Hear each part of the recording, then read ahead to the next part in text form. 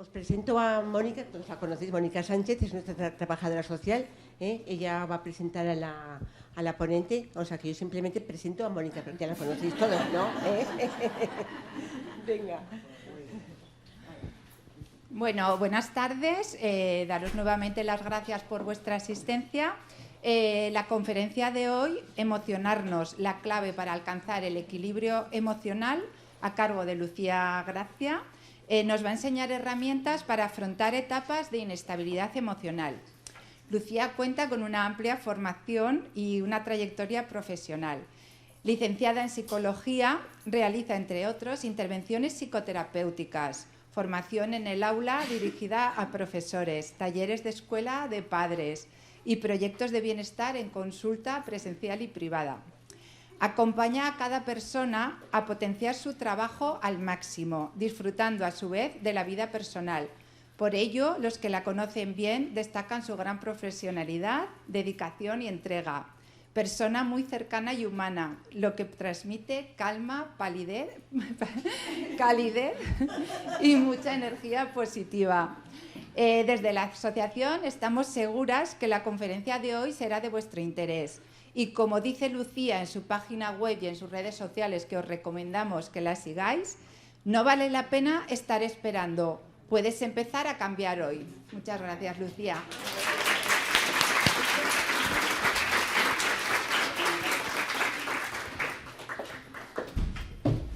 ¿Así mejor, Lucía, para que veas bien la pantalla? Sí, está bien.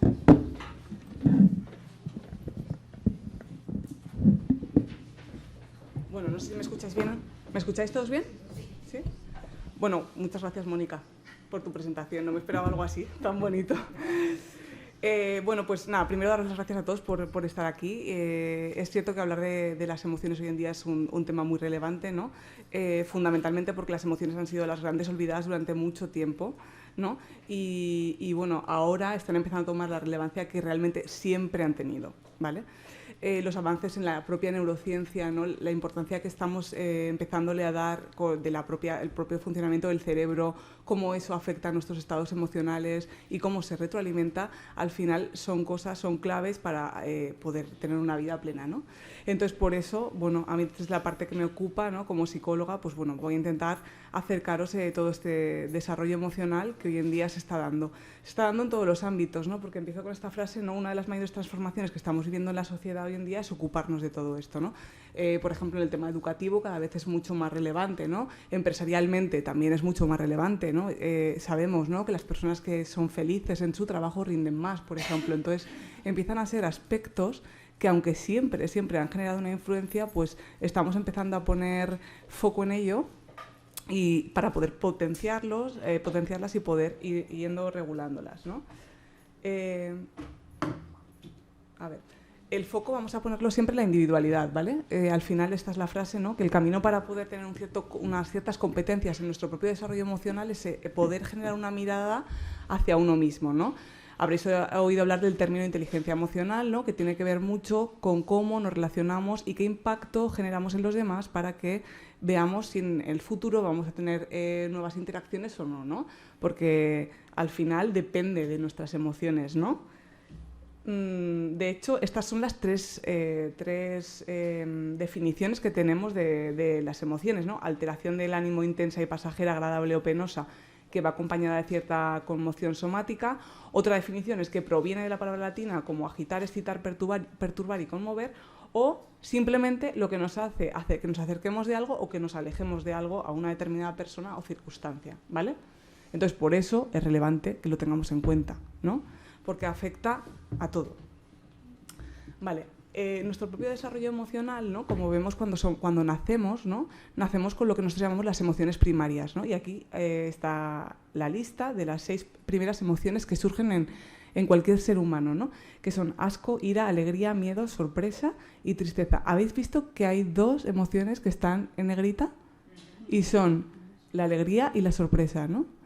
En contraposición a 4 otras emociones, ¿no?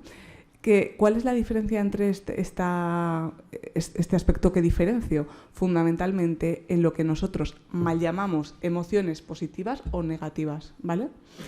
¿Por qué digo mal llamamos? Porque en realidad todas nuestras emociones son útiles, todas. Y de hecho diría que en esta charla mi idea fundamental es transmitiros que las emociones negativas tienen un papel fundamental en nuestra vida y aunque obviamente no queremos pasarlo mal, nos movilizan a veces lo suficiente para hacer los cambios que necesitamos hacer y para, por lo tanto, poder evolucionar, ¿vale?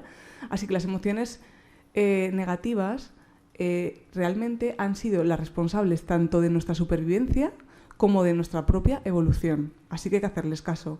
De hecho, fijaros en la diferencia. Vamos un 4 contra 2. Este propio sesgo, ¿vale?, es el que nosotros empezamos a explicar cuando estamos trabajando con las personas individualmente o en grupo, ¿vale?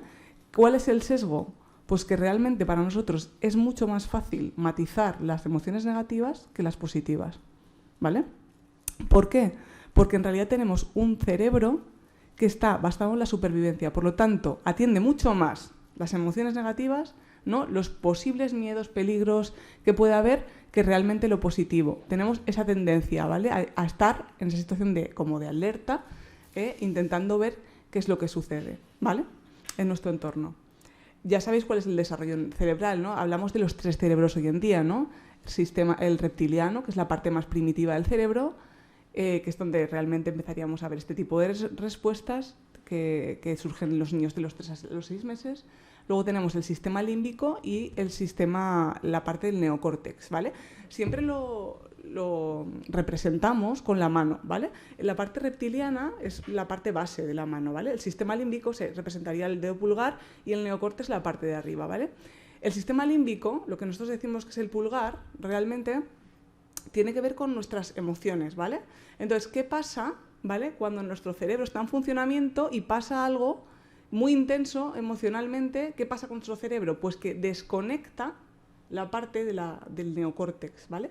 Cuando hay una emoción tan intensa en nuestra vida, ¿vale?, que nos está sucediendo, nuestras funciones ejecutivas básicas no se desarrollan de la manera correcta, ¿no? Y a vosotros os ha podido pasar, ¿no? Que dices, me pasó algo muy traumático y no recuerdo absolutamente nada, ni sé lo que hice, ni nada, porque hay un proceso de disociación, es decir, que nuestra mente ni siquiera estaba del todo ahí, porque como ha pasado algo tan intenso, al final es como que se ha bloqueado todo, ¿vale? Entonces, por eso muchas veces nos resulta difícil hacer algo con las emociones, porque en realidad, aunque nosotros sepamos actuar de una forma correcta, si hay mucha intensidad, en la parte del neocórtex, que es la parte que nos puede ayudar a tomar una buena decisión, a veces no está activada, ¿vale? Entonces, nuestro primer objetivo es ver cómo reconectamos eso, ¿no? Entonces, bueno, iremos viendo, ¿vale? Pero es importante que os deis cuenta de que al final tiene una explicación, ¿no? Nosotros, se lo decía a Mari Carmen, ¿no?, el secuestro emocional. Esto es importante que lo tengamos en cuenta, ¿no? Cuando estamos pasando por un momento adverso, pues a veces nuestras emociones no nos permiten pensar, no nos permiten tener una capacidad crítica correcta, etcétera, ¿vale? Entonces, es importante que podamos regularlas para que al menos la influencia o el impacto sea menor o al menos sea llevadero, ¿vale? Luego tenemos las emociones secundarias, ¿no? Las emociones primarias se caracterizan porque cualquier persona del mundo, ¿no?, bajo determinados estímulos respondería con esas 6 emociones primarias que acabo de explicar, y sin embargo las secundarias están supeditadas al aspecto cultural y tienen que ver íntimamente con el propio desarrollo del lenguaje, ¿vale?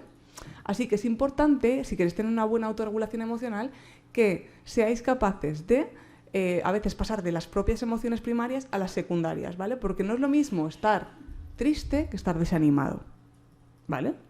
Entonces, cuando buscamos esa precisión, ¿vale?, realmente nos ayudamos a avanzar, ¿vale? Primer paso cuando tenemos que tener una buena o autorregulación o corregulación, que ahora os explicaré lo que es, lo primero que tenemos que hacer fundamentalmente, que es, pues, parar para ver qué es lo que está pasando por dentro, ¿no?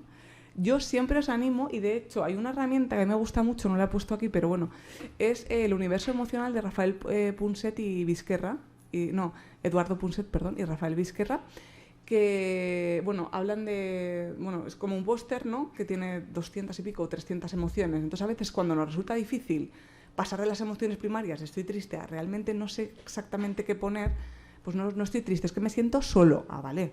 es distinto, ¿vale? ¿Y por qué es importante ser preciso? Porque la solución, ¿no? Lo que yo puedo hacer a nivel conductual, a nivel cognitivo, con mis pensamientos, etcétera, es muy distinto si me siento triste que si ya sé que me siento solo, ¿vale? Es mucho más preciso y entonces me puede ayudar a avanzar en esa decisión que tengo que tomar. Por cierto, si hay alguien que quiere matizar algo, que lo haga, ¿vale? Si hay alguien que quiere decir algo, pues yo estoy abierta a escuchar opiniones, ¿vale? Entonces, Antonio Damasio, que es un neurocientífico, dice y matiza la diferencia entre una emoción y un sentimiento. Y esto es importante que lo tengamos claro, ¿vale?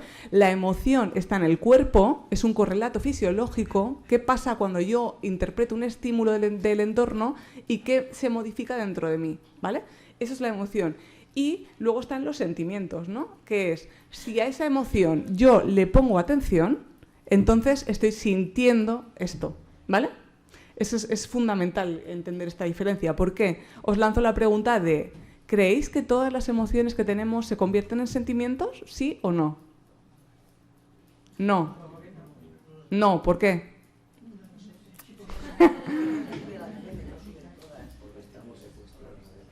Porque estamos secuestrados. Pues fundamentalmente... Correcto. Pues es una cuestión atencional, ¿vale? No estamos continuamente chequeando cómo nos sentimos, qué pasa en mi cuerpo, ¿vale? Nuestra atención a veces está en otros aspectos. Afortunadamente también es verdad. Lo que pasa es que sí que es verdad que no podemos ir al otro extremo. Si estamos como poco conectados con qué pasa con nuestro cuerpo, ¿vale? A veces llegamos a un momento en el que de repente estoy en un contexto psicopatológico, pues estoy en un trastorno depresivo o ansioso importante y no he visto por dónde venía, pero el cuerpo nos ha ido marcando señales, ¿vale? Entonces, por eso es importante relativamente ser conscientes de lo que me sucede emocionalmente, ¿vale? Y percibir determinadas sutilezas a veces, ¿no? Cambios de mi estado emocional que son, bueno, que no son tan significativos. Porque hoy en día lo que nos suele pasar es que, ¿qué hacemos? Solemos atender las emociones que son más intensas, o la que es más positiva o la que es más negativa, ¿no? Y el resto, pues bueno, o estamos muy ocupados en hacer otras cosas, ¿vale? O bueno, simplemente es que no estamos acostumbrados a hacer un poco ese chequeo, ¿vale? Entonces es importante trabajar un poco en esa conexión y en esa diferencia entre las emociones y los sentimientos. Entonces, ¿qué vamos a hacer para ver qué podemos hacer con las emociones? Pues bueno, durante mucho tiempo la psicología, incluso en su propio desarrollo, porque al final reconocemos que es una ciencia que es bastante incipiente, lleva poco tiempo, pocos años de trayectoria, entonces hemos ido avanzando, ¿no?, en nuestras teorías, ¿no?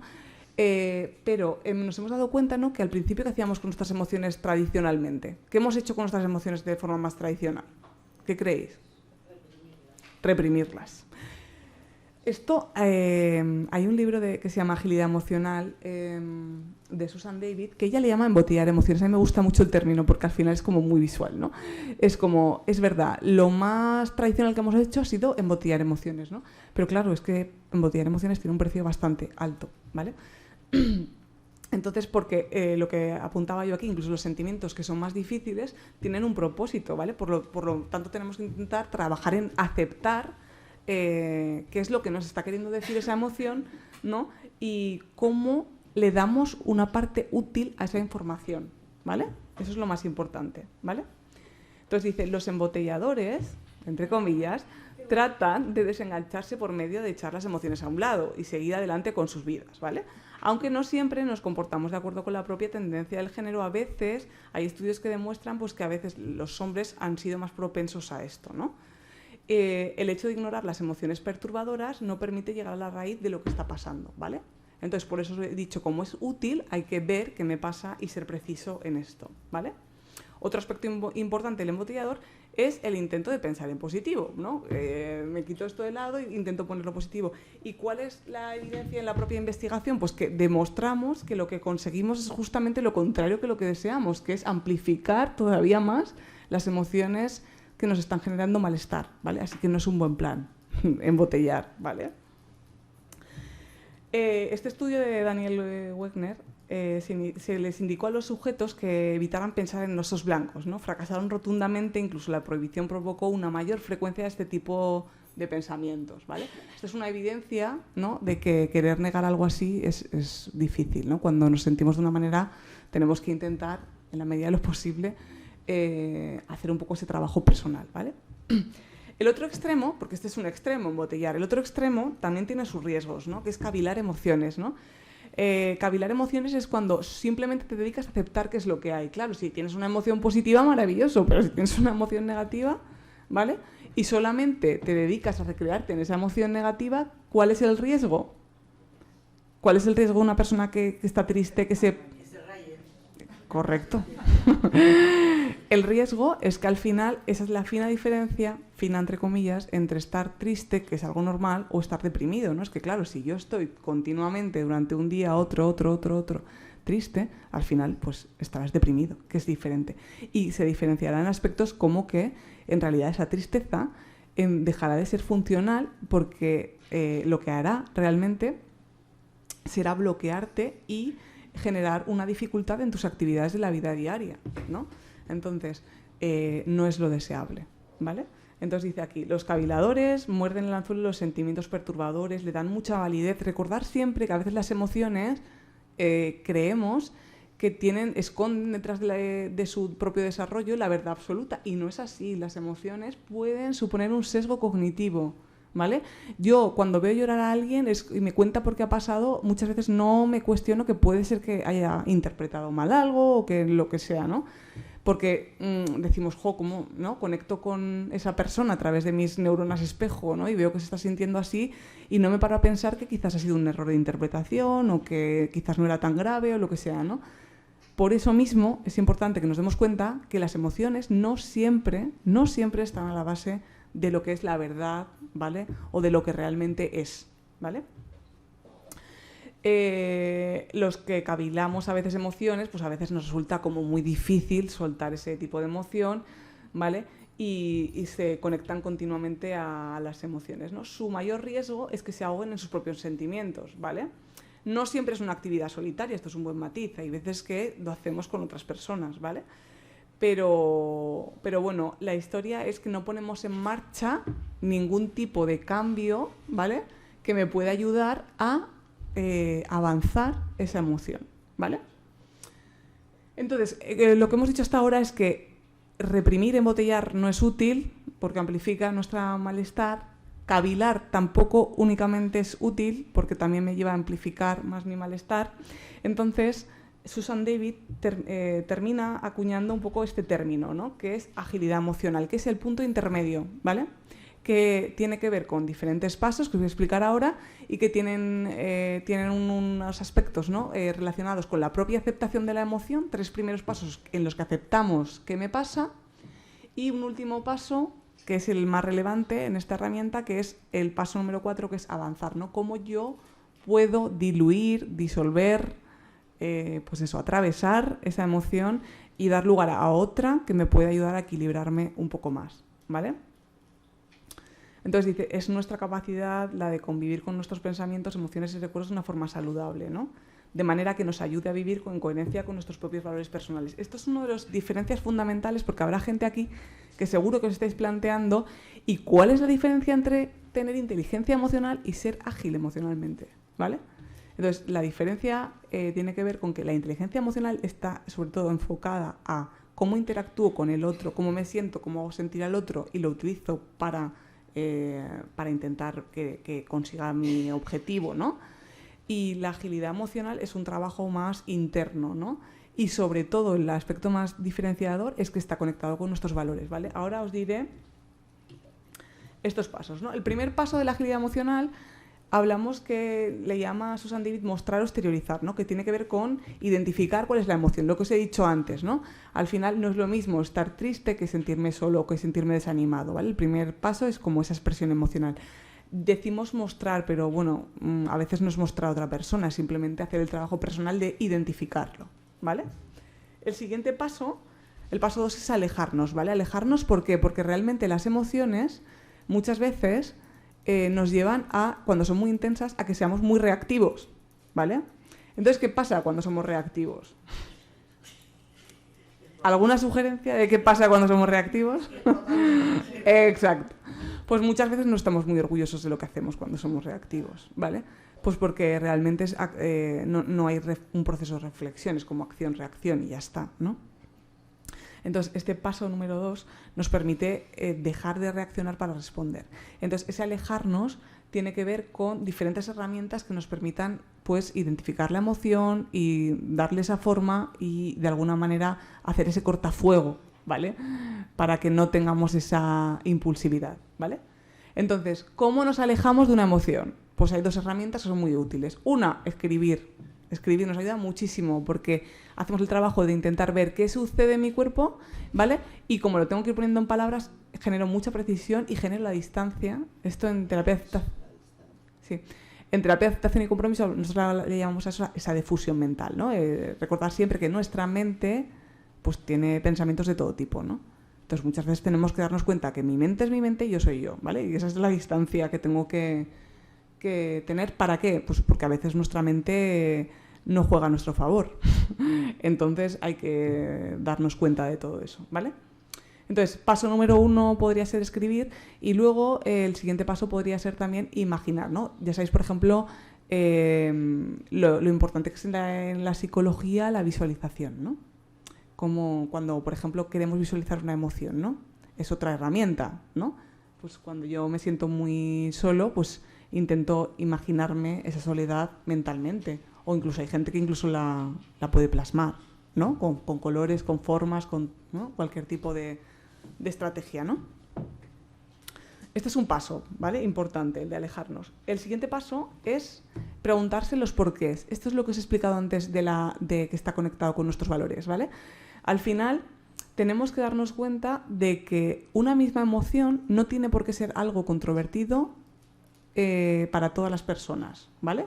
Os pongo un ejemplo, ¿no? Si una persona está sola en una fiesta, ¿creéis que todo el mundo esa soledad la llevaría mal o no? Bueno, hay de todo. No, si depende de qué, depende de tus valores y de lo que es importante para ti, ¿vale?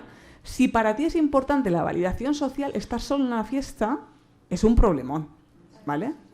Pero si no es importante para ti la validación social y ha sido porque te gustaba mucho la persona que ponía la música o porque querías, yo qué sé, complacer a la persona que te ha invitado y quieres darte una vuelta y tal, y no te interesa socializar, pues no tiene por qué ser. Ese sentimiento no tendríamos que... Bueno, seguramente esa persona no trabajaría por ser ágil emocionalmente, ¿vale? Entonces es importante ver en cada uno de nosotros por qué esa emoción en la que yo quiero trabajar para ser ágil, por qué, con qué no se está cumpliendo de mi escala de valores, ¿vale? Esto es relevante. Y el paso 4 es avanzar, ¿vale? Avanzar es qué hago, ¿no? ¿Qué cambios voy a hacer para dejar de sentirme así, ¿no? Con el ejemplo de la fiesta, ¿no? Si yo estoy en una fiesta y estoy sola, ¿qué tengo que hacer, ¿no? Para sentirme mejor? Entonces, ¿qué se os ocurre? ¿Qué podríamos hacer? Ponerte a hablar con alguien, sí.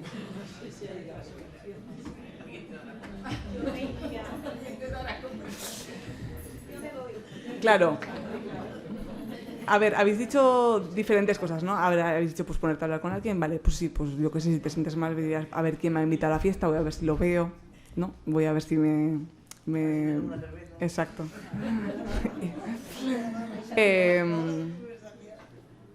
Podría intentar ver si hay alguien más que está solo en la fiesta, porque igual es más fácil acercarme a una persona que está sola que a un grupo de gente, ¿no? Buscaría unas estrategias, ¿vale? Pero, ¿y qué pensáis si decido irme a la fiesta? Yo me iría. Tú te irías, Mari Carmen. Sí. Claro, depende si has cumplido la misión.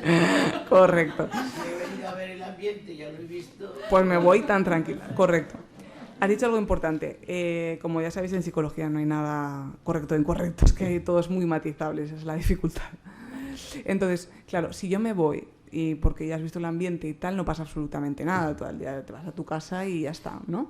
Pero si tú te vas y al día siguiente te levantas pensando que siempre tienes el mismo problema, que nadie se acerca a ti a preguntarte qué tal, que te cuesta mucho socializar, que es que no sé hacer amigos, es que tal, ¿qué está pasando en ese momento? Que esa estrategia no es útil. No me iré.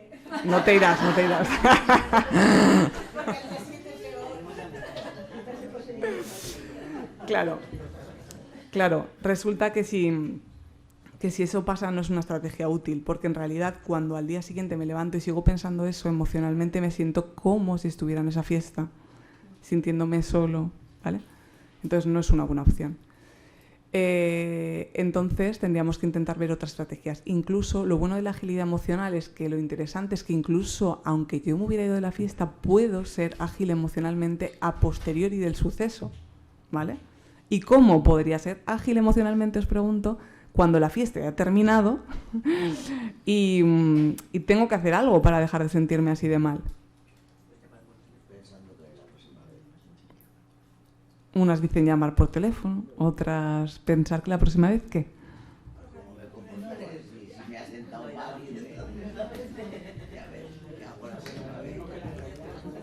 Claro, el kit de la cuestión es darnos cuenta de que si yo en ese momento, en vez de simplemente cavilar, qué mal estoy, qué mal no sé qué, centrarme en lo que sí realmente ha pasado, ¿no? Pero si no intento hacer nada con eso, pues voy a intentar potenciar ese malestar. Entonces, ser ágil emocionalmente en ese momento pues sería intentar implementar alguna otra estrategia. Es decir, pues por ejemplo, muy simple, voy a intentar ver quién de mis amigos o de mi gente cercana considero que es muy sociable. Voy a intentar ver qué es lo que hace cuando llega a una fiesta. Voy a intentar ver qué es lo que saluda, qué suele decir, que no sé qué. Y voy a intentar que en la próxima fiesta poner en marcha alguna de esas estrategias, ¿no? Porque al final, bueno, hay muchas cosas, mucha gente que puede ser un referente. O puedo irme a la librería a comprarme un libro de habilidades sociales. Igual ahí tengo bastantes estrategias, ¿no? O no sé si se ocurre algo más.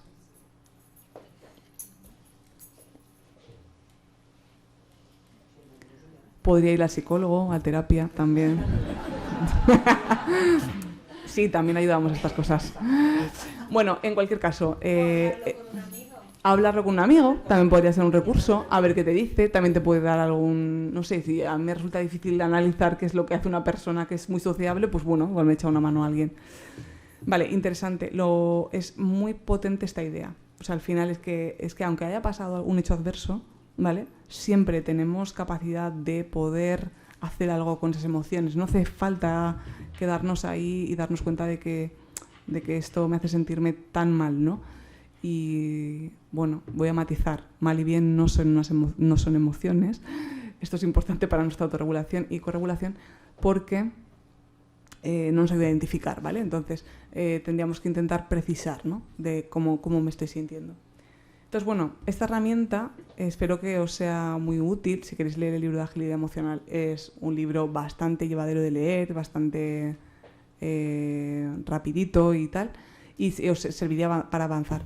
Si no os apetece tanto leer, ya sabéis estas entrevistas que hace BBVA en YouTube, la entrevistan, y hay una entrevista de 1 hora muy interesante, ¿vale? La que ya profundiza más en esta herramienta que propone, pero que os animo a daros cuenta de que realmente nuestras emociones pues podemos modularlas y podemos trabajar en ellas, ¿no? Y no simplemente sufrirlas, ¿vale? Que es un poco el concepto con el que venimos viviendo, ¿no? Pues me siento mal y ya está, ¿no? Pues me siento triste, me siento solo, me siento, pues bueno, sí, pero algo habrá que hacer, ¿no? Bueno, si trabajamos con esta herramienta, pues nos permite resolver de alguna manera, ¿no? Y cuando no lo hacemos, lo que nos pasa es que dejamos un poco el tema abierto, ¿no? Es como hacemos el símil con un ordenador, ¿no? Es que si en un ordenador tenemos un montón de ventanas abiertas, ¿vale? Pues realmente van a seguir generando una influencia. Es decir, el ordenador va a funcionar más lento o lo que sea, ¿vale? Entonces, ¿por qué es importante resolver los aspectos emocionales? Porque si no, siguen afectándonos, consciente o inconscientemente. Y hago y puntualizo esto porque realmente es mucho más potente la parte inconsciente que la parte consciente, ¿vale? Entonces, hay que intentar de alguna manera trabajarse esto, no estar todo el día conectado con qué me pasa, pero sí que de vez en cuando ir chequeando a ver qué me está pasando, ahora no me siento muy cómodo, ahora tal, ¿vale? Ir viendo, ¿vale? Como dice Son David, para tener un funcionamiento emocional fluido, ¿vale? Entonces, hay otros aspectos, ¿vale?, que tienen que ver con el mundo emocional. Una de las bases fundamentales es el sueño, el descanso. Es muy relevante de cara a nuestro mundo emocional. Esto es un pilar básico para nuestra estabilidad, ¿no? El hipotálamo regula el ritmo circadiano de las 24 horas, ¿no? La finalidad del sueño nocturno va más allá de proporcionar descanso, ¿no? Recordar las 4 fases del sueño, fase 1, 2, 3, 4, que tiene que ver más con la reparación fisiológica, fase REM, que tiene más que ver con la reparación psicológica. ¿Qué pasa al principio de la noche? Que las primeras 4 fases son mucho más largas, es decir, primero nos ocupamos de hacer la reparación más fisiológica y luego la emocional o la psíquica, ¿vale? La fase REM, como hacemos 3 o 4 ciclos de sueños a lo largo de la noche, lo que pasa es que se van invirtiendo. Las primeras 4 fases tienen más duración al principio de la noche y luego, cuando vamos enlazando una tras otra, se van reduciendo en tiempo y duración en las primeras 4 fases y empieza a tomar más relevancia la fase REM, ¿vale? Que es la que realmente nos repara psicológicamente. ¿Por qué este dato es relevante? Porque no es lo mismo tener insomnio de inicio, me cuesta dormir, vale, no es fácil, pero no es lo mismo, me cuesta dormir que me levanto a lo largo de la noche. Porque si me levanto a lo largo de la noche, lo que me está pasando es que la fase REM no se está haciendo lo suficientemente larga. Entonces, ¿qué pasa con eso? Que yo muchas veces me puedo levantar teniendo la sensación de que no estoy descansada, que mi sueño no ha sido reparador. ¿Vale? Entonces, a veces es importante darse cuenta un poco de eso, ¿no? Que necesitamos intentar que nuestro sueño sea lo más compacto posible, ¿vale? El tiempo que sea lo más duradero. Entonces, pautas de higiene de sueños es muy importante mantener para tener una buena regulación emocional, ¿vale? Porque si no descansas, no pienses que va a ser fácil sentirse bien. Va a ser bastante complicado, ¿vale? ¿Alguna duda sobre esto? Os daréis cuenta, ¿no? De que realmente es habitual, ¿no? Es que no descanso y es que ya todo me sienta mal, no veo las cosas con claridad, etcétera, ¿no? Estamos más irritables, etcétera, ¿vale? Esto es lo que ya os he comentado, ¿no? Hablamos de ese metabolismo emocional. Eso es lo que sucede cuando nos reparamos a nivel psicológico, ¿no? ¿Qué podemos hacer? Pues cosas como estas.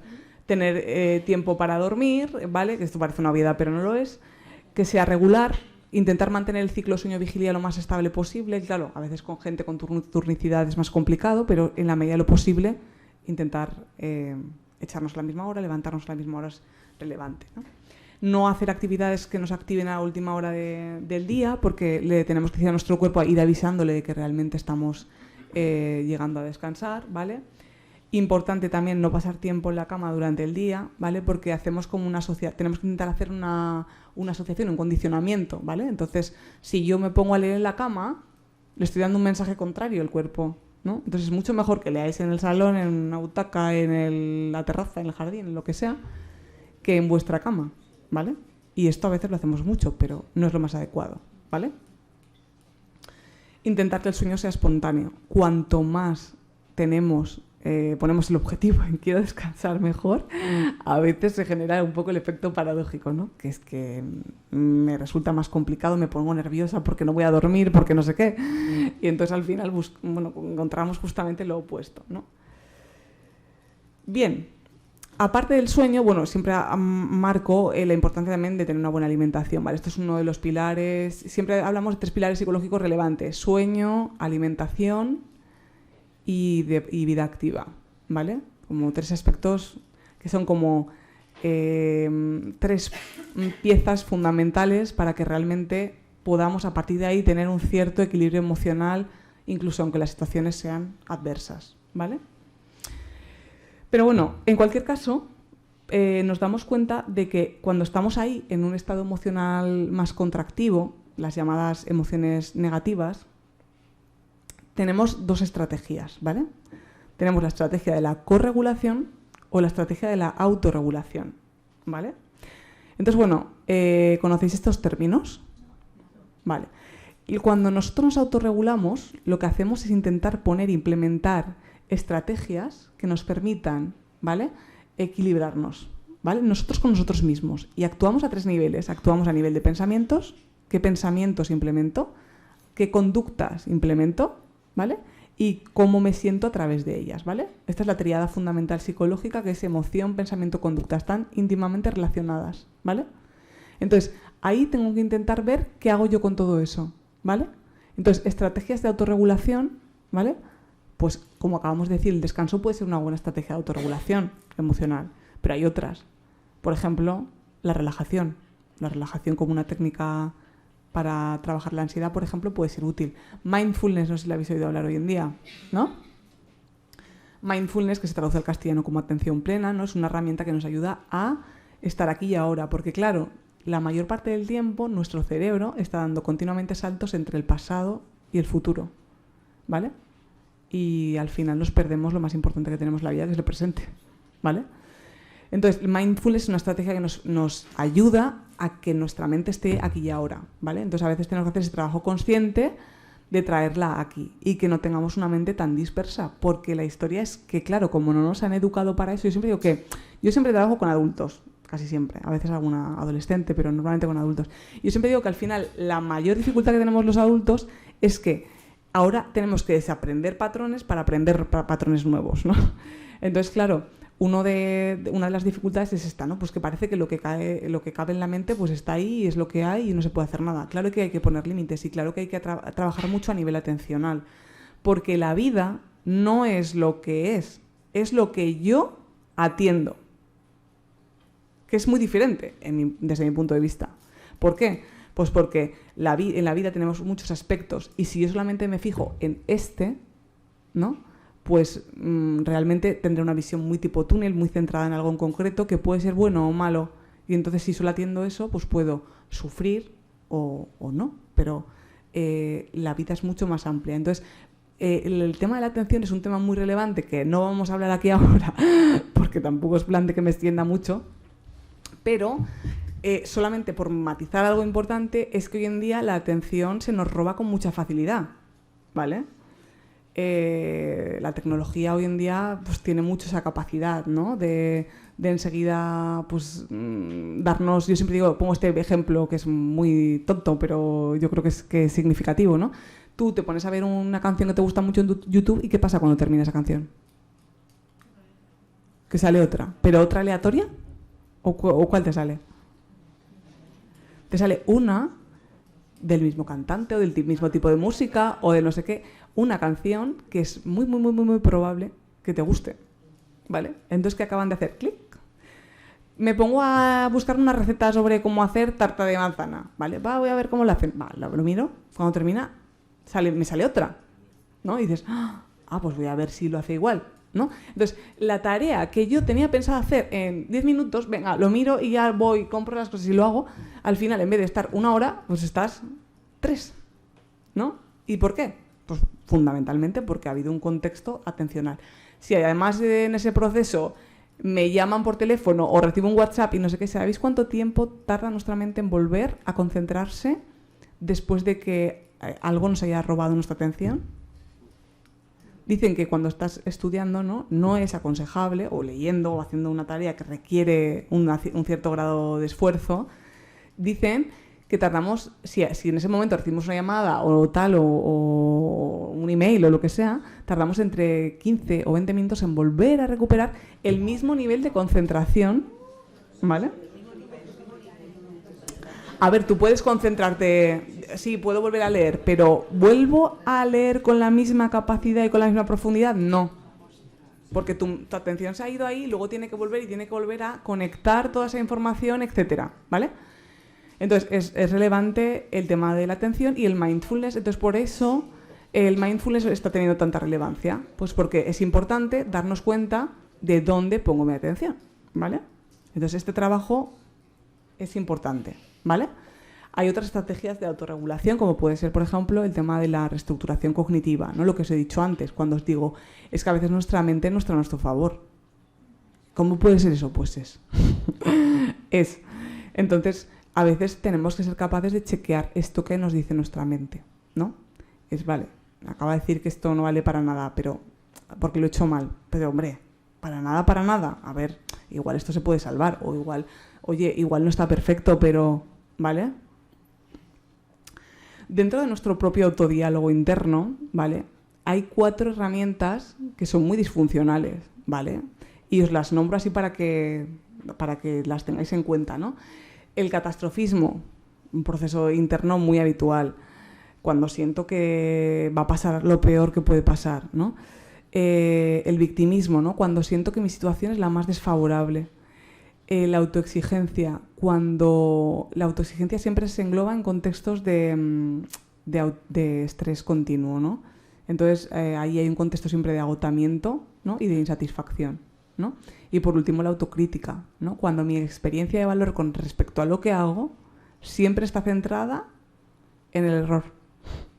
Da igual que haya hecho un montón de cosas bien hoy, pero si he hecho mal esto y se me ha desteñido la ropa en la lavadora, ya no valgo para nada, ¿no? Hombre, pues no. Has hecho muchas cosas bien y esto en la lavadora pues se te ha pasado y ya está, ¿vale? Entonces, estos procesos internos de autodiálogo, de pensamiento, ¿no? De ese discurso interno hay que tenerlo en cuenta, porque claro, como os he dicho, conecta fundamentalmente con cómo nos sentimos, con cómo nos comportamos, ¿vale? Entonces, es algo que tenemos que intentar cuidar, ¿vale? Ese proceso también sería, o esa reestructuración cognitiva, ese cambio de cómo pienso acerca de algo, ¿no? Acabo de suspender un examen, no voy a probar nunca más, o estudiaré más a la próxima, ¿no? Muy distinto. Las consecuencias a las que me puede llevar pensar de una manera o de otra son totalmente diferentes, ¿vale? Siempre decimos, ¿no? Ahí está nuestra libertad.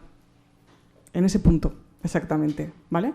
Porque si todo el mundo, bajo una determinada situación, pensara igual, ¿no? Las consecuencias serían exactamente iguales para todo el mundo. Entonces, en una determinada situación, yo suspendo un examen de matemáticas, pues toda la gente que suspenda un examen de matemáticas en primero de no sé qué, deja la universidad, porque todo el mundo pensaría igual, ¿no? Pero afortunadamente no es así. Entonces, lo interesante de todo eso es ver que hay un margen de cambio, ¿vale? Ahí, en ese proceso mental, y que eso nos va a permitir autorregularnos, ¿no? Luego están las herramientas de... Bueno, el deporte es una estrategia básica de autorregulación, ¿vale? Que está muy recomendada, sobre todo por contextos de estrés, que os animo a que intentéis, ¿no? Que el estrés esté un poco controlado, sobre todo por la relación que tiene con las enfermedades, con el sistema inmune, ¿no? Con cómo nos debilita y cómo eso favorece somatizaciones, etcétera, ¿no? Pero el deporte es un gran aliado y supongo que todos lo tenemos claro, ¿no? Que tenemos que tener una vida activa no solamente para que fisiológicamente estemos bien, sino para que psicológicamente estemos bien, ¿no? A veces, ¿no? Cuando tenemos una buena técnica de solución de problemas, cuando tenemos algo que nos hace sentir como muy abrumados, ¿no? A veces lo más importante es, vale, voy a intentar ver cuáles son las soluciones posibles, ¿vale? Las anoto en un papel, bien. Me voy a dar un paseo, me voy a caminar, mañana ya pensaré sobre esto, ¿vale? Me pongo en esa parte activa y lo dejo de lado y mañana ya veré a ver qué es lo que puedo hacer o solucionar, ¿vale? Y luego están las estrategias de corregulación, ¿no? Que tienen que ver con cómo interactúo con los otros para que mi mundo emocional se vaya cambiando o vaya generando más serenidad o estabilidad emocional, ¿no? Entonces, la corregulación está íntimamente ligado con la comunicación, ¿vale? Entonces, aquí podría mencionaros la importancia de la asertividad, ¿no? Es muy importante, ¿vale? Ser asertivos. De forma muy breve, hay 3 estilos comunicacionales básicos. El pasivo, ¿no? El asertivo, que es el punto medio, y el agresivo, ¿no? El agresivo se caracteriza porque no te respeta, pero se respeta a sí mismo, dice lo que piensa, indistintamente de que a ti te siente como te siente. El pasivo no se respeta a sí mismo, pero respeta a los otros, ¿vale? Y el asertivo es justamente el punto medio, que es lo que intentamos desear, ¿no? Que es que al final es que te respeto y me respeto, las dos cosas, ¿vale? Entonces tenemos que intentar tener una buena corregulación. Voy a hacer una mención así por encima. Es tan importante corregularse como autorregularse, ¿vale? Tan importante las dos cosas. ¿Por qué? Porque eso nos lleva a pensar que tenemos un estilo de apego seguro. El estilo de apego es cómo nos vinculamos a los demás y cada vez nos damos cuenta que tiene mucha importancia, ¿vale? El vínculo, el apego al inicio de la vida es vertical, de padres a hijos, ¿no? Y luego en la vida adulta, ¿qué pasa? Que es horizontal, ¿no? En la pareja, el apego. Tenemos 3 estilos de apego también. El ansioso, la gente que tiene que estar en continua interacción, la gente que es evitativa, que no necesita tanto contacto, y la gente que tiene un estilo de apego seguro. Tenemos que intentar caminar hacia tener un estilo de apego seguro. ¿Y eso qué significa? Justamente esto, ser capaz de autorregularme, intentar yo estar bien con mis emociones y ser capaz de corregularme. Yo tengo un problema con mi pareja y es interesante que me corregule y que lo hable con esa persona, ¿no? Y tengo un problema en el trabajo y a veces puede ser interesante que hable con mi compañero o no, o a veces será importante que yo intente encontrar otras estrategias, ¿vale? Entonces tenemos que intentar ambas cosas, autorregularnos y corregularnos, ¿vale?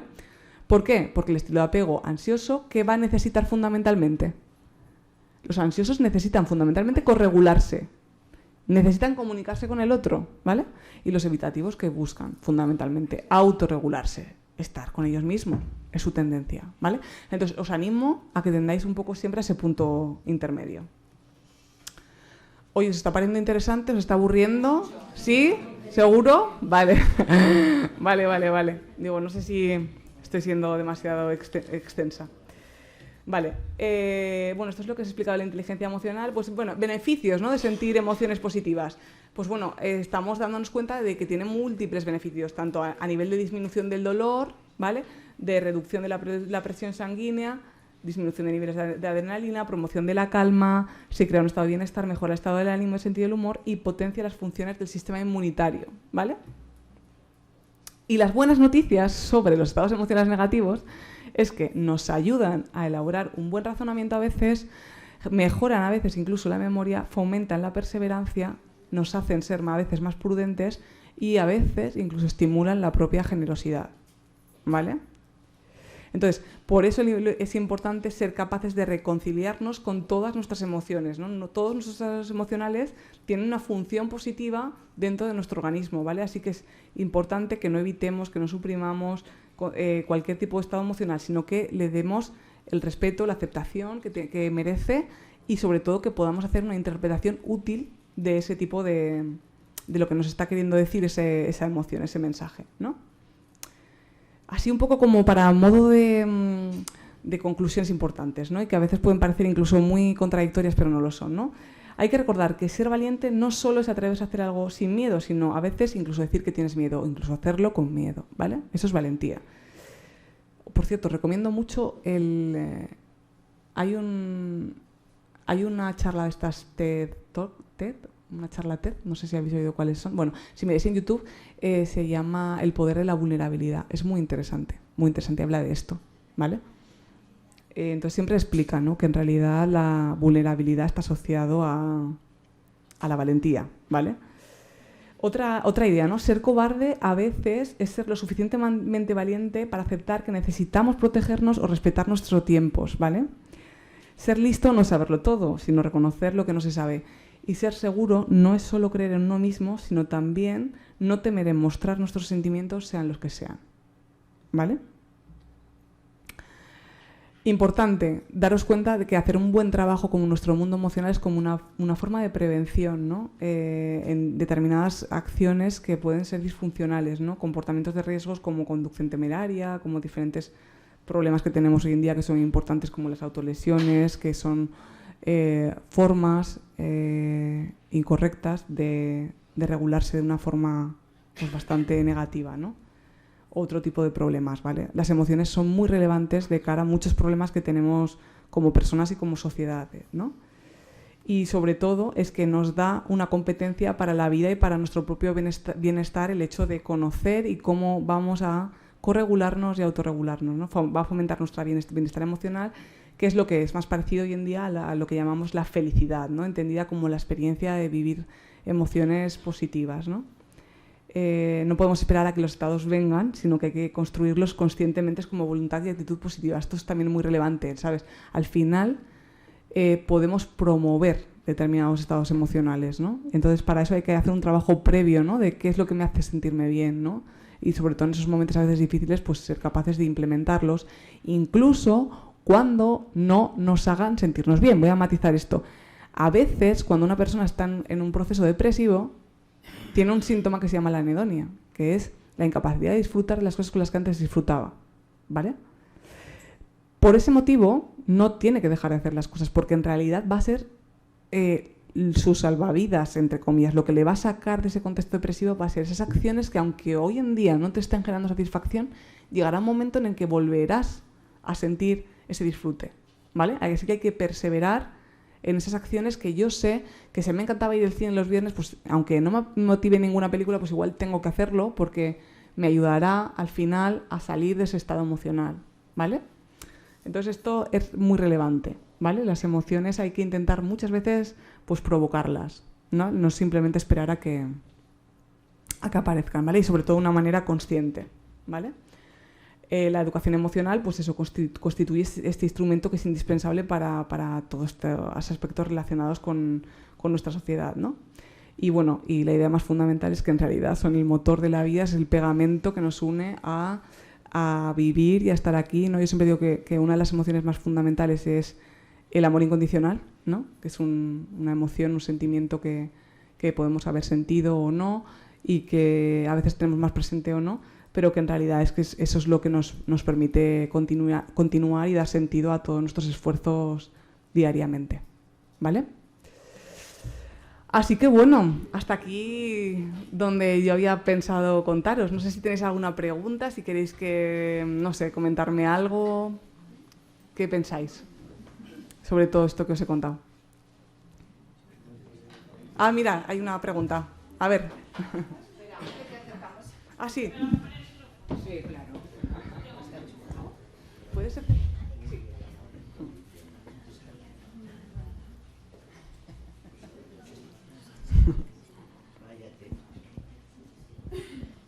A ver si se me oye, sí. Bueno, así por lo menos no tengo que chillar. Una consulta, simplemente. Has hablado de que cocavilar, ¿vale? ¿Cavilar? Sí, o cocavilar. A mí la preocupación era esa, porque yo realmente cuando me reúno en un entorno con mis amigas, una noche que nos juntamos y nos desahogamos, Sí, me cuéntame. estás diciendo que cocavilar no es bueno, pero yo me siento genial cuando lo hago, claro. A ver, si te refieres a cavilar o corregularte. Bueno, si yo hablo con mis amigas, me estoy corregulando, ¿vale? Acabo de tener un problema y yo pues voy con mis amigas, que es mi círculo de confianza y seguridad, y pues me ha pasado todo esto, papá. Bien, es funcional si lo dices, pam, lo hablas y ya está. Intentáis encontrar soluciones si es que realmente se pueden establecer y si no, no. Si este aspecto al final acaba teniendo un contexto obsesivo en el que todo el rato estoy hablando de esto y me centralizo en todo esto y toda la conversación va ahí, entonces puede ser que entonces ya no sea tan funcional. Porque entonces ahí sí que pasas a la cavilación, que al final es como recrear y potenciar ese estado emocional. Porque es muy importante lo que acabas de matizar. Al final yo siempre digo, las emociones son muy efímeras realmente. En realidad, lo que hace que perseveren es lo que yo estoy retroalimentando, pensando, ¿no? Entonces todo lo que yo estoy pensando hace que potencie esa emoción. ¿Vale? ¿No tiene que ver mucho con la personalidad de cada uno? Por ejemplo, una persona muy obsesiva, Ah, sí, claro. una emoción de rabia, la va a mantener mucho tiempo, ¿no? Allí dándole... Yo soy muy obsesiva, entonces si tengo una preocupación estoy todo el día blu, blu, blu, blu, blu. ¿No? Claro, lo que pasa es que la evidencia dice... dice... sigo con lo mismo y al día siguiente... Claro. Lo que pasa es que lo que la evidencia nos explica es que el hecho de que tú pienses más acerca de esto seguramente no es que te lleve a generar una mejor solución, es que te va a llevar a generar una peor solución, ¿vale? Incluso la famosa parálisis por análisis, que puede ser que la propia rumiación te lleve a no hacer nada, porque como nunca acabo de encontrar una solución perfecta, pues al final me bloqueo. Emocionalmente voy a seguir estando ahí. Entonces, claro que sí, que los factores de personalidad son muy relevantes de cara a cómo enfrentamos las cosas. Sí, es muy relevante. Sí. Yo, una cosa, Sí, la que tú quieras. No me siento sola, ¿no? O me Sí. estoy detrás. Hola. Que yo, por ejemplo, me siento sola un día o me siento triste o lo que sea, un día, ¿no? Vale, es un sentimiento. Pero seguir sintiéndome sola o seguir sintiéndome triste, lo vivo como una responsabilidad. O sea, es una decisión mía seguir sintiéndome sola. Porque si yo quiero decidir cambiar, puedo hacer muchas cosas para poder dejar de sentirme sola. ¿Me explico? Sí, entonces no tienes ningún problema. No. Porque es una soledad elegida. O sea, yo entonces, digo, si tú estás sola y dices, estoy en la mar de bien aquí sola, claro, no hay ningún problema. claro, si me quiero seguir... No. ¿A qué se refiere? Que la primera parte es un sentimiento, me siento sola, Sí. pero seguir sintiéndome sola es una decisión. Yo decido seguir sintiéndome sola y sufriendo, ¿vale? Sin embargo, yo estoy sufriendo y digo, no, vamos a ver, yo me siento responsable de mis sentimientos, voy a hacer algo con eso. Es una decisión. Bueno, al final igual habláis de que sí que hay un proceso en el que tú te habitúas, incluso a las cosas negativas, que es muy paradójico. Y dices, ¿pero cómo me puedo habituar a sufrir? Pues así somos. Si realmente me da miedo establecer otro tipo de patrones o de conductas que me pueden ayudar a salir de ahí y al final eso me ha bloqueado en su momento y no quiero hacer nada, lo decido, o simplemente es que en realidad esa decisión lo que esconde es que no soy capaz de hacer algo distinto. Claro, ¿vale? es que estoy como en una zona de confort, me siento triste, me siento sola, me siento decaída, y es como al final se convierte en una zona de confort. Estoy cómoda allí. Sí, estoy cómoda en lo incómodo, correcto. Sí, a ver, es interesante lo que acabas de decir porque al final es cierto que incluso cuando estamos pasando periodos adversos a veces nos acostumbramos a estar ahí, a veces incluso siempre decimos que las enfermedades tienen incluso asociadas muchas ganancias secundarias, ¿no? Entonces hay a veces como mucha dinámica psicológica, muchas veces inconsciente para la propia persona, por supuesto, ¿eh? No es algo que diga, voy a hacerlo así porque así mis amigas me van a preguntar cómo estoy, no. Pero sí que es verdad que es importante darnos cuenta, matizaría dos cosas. Uno, que las personas somos biología y biografía, las dos cosas. Entonces, es cierto que esto puede estar justificado por un aspecto contextual, lo que te acabo de decir, ¿no? Pues igual es que realmente en su momento no supiste implementar ninguna herramienta que te permitiera cambiar y entonces ahora dices, lo elijo. O que tu tendencia, porque la parte más orgánica de tu cuerpo pues no te está ayudando. Por eso siempre digo que al final la gente dice, no es lo mismo ir al psicólogo que al psiquiatra. Bueno, a ver, realmente es que el psiquiatra se ocupa muchísimo más de la parte biológica y nosotros más de lo contextual, ¿vale? De lo biográfico. Pero ahí puede haber múltiples causas y esta es la dificultad del trabajo psicoterapéutico, que normalmente nada es unicausal. Nada es unicausal. Entonces ahí está la dificultad y bueno, que cada persona es un mundo y es así. Entonces tienes que hacer como un ejercicio de intentar identificar cuáles son esas dianas de por qué yo no salgo de mi zona de confort, aunque realmente es tan poco confortable, ¿no? Porque me permite todo el rato sufrir, ¿vale? Pero claro. Sí. Es que yo no sé si lo sabré explicar. Seguro que sí. No, porque es muy complicado, porque cuando decides cambiar, avanzar de esa soledad en la que te encuentras mal, estás medio curado.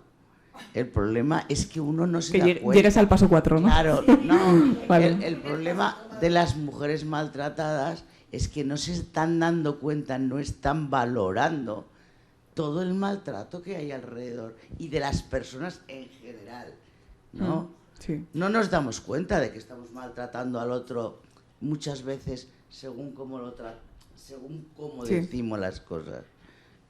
Entonces, cuando tomamos un poco de conciencia de que eso no está bien y tal, es que estamos medio curados. Sí, es verdad. ¿No? Gran parte del trabajo de la estabilidad emocional tiene que ver con ser consciente de lo que me pasa. Ahí muchas veces es verdad que nos cuesta poner la etiqueta y a veces incluso nos autosaboteamos, porque a veces es tan difícil y tan doloroso aceptar determinadas cosas, pues que realmente a veces yo siempre digo que la psicopatología no hay que quitarle el valor que tiene, que es lo que nos permite sobrevivir y seguir hacia adelante, que aunque sea disfuncional, de una manera disfuncional, no darnos cuenta de tal, pues es que a veces igual la persona darse cuenta de realmente por qué hace determinadas cosas, a veces es tan doloroso, ¿sabes? Entonces la dificultad es esa, ¿no? Darnos cuenta pues que siento en cada momento, por qué lo hago, de dónde viene. A veces son patrones muy inconscientes de cosas que, lo que tú has dicho, hemos visto y hemos normalizado, aunque no sea normal, ¿no? Gracias por tu matiz. Dime. ¿Por qué será que muchas veces es como que un alivio llorar cuando a veces no es ni por tristeza, sino que por frustración, ¿Sí? algo de estrés? ¿Por qué será que sentimos como alivio al llorar? Bueno, porque interesante la pregunta, pues porque al final el paso 4 de la agilidad emocional siempre tiene que ver con sacar esa emoción. Las palabras son uno de los vehículos y las lágrimas es otro, ¿no? Entonces, lo más importante que hacemos con nuestras emociones, lo que tenemos que hacer es exteriorizarlas. Entonces, esa es una buena manera de hacerla, de hacerlo sin palabras, ¿no? Sí, normalmente después de terminar de llorar, pues sientes una sensación como de alivio, ¿no? Como de ya está fuera, ¿no? Y sí, yo siempre lo digo, llorar es bueno. Y aunque nos han educado en lo contrario, ¿no? No llores, no llores, porque a veces lo escuchamos, incluso a veces lo decimos, ¿no? Porque cuando yo en mi caso, ¿no? Pues ves a tus hijos que se acaban de caer y están llorando, pues empatizas con esa emoción, no quieres que sufran, entonces como que a veces como que no validas esa emoción, ¿no? O intentas dejarla a un lado y realmente no es lo más útil, ¿no? Lo más útil es por qué lloras, dónde te duele, qué te ha pasado, y en cuanto lo validas, pues se diluye enseguida, ¿vale? Muchas gracias por la pregunta. ¿Algo más?